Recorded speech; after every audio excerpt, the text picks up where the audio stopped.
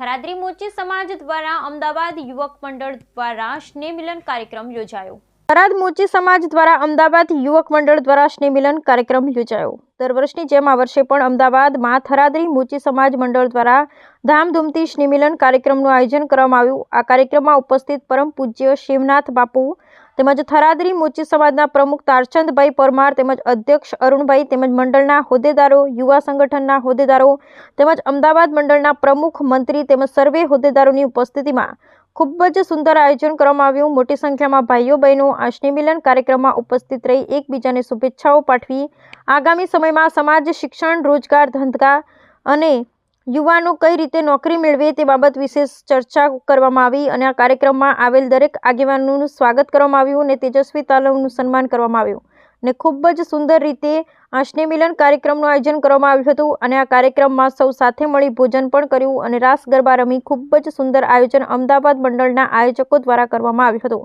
થરાદરી મોચી સમાજના મોટી સંખ્યામાં ભાઈઓ બહેનો આગેવાનોએ હાજરી આપી આ કાર્યક્રમને સફળ બનાવ્યો હતો।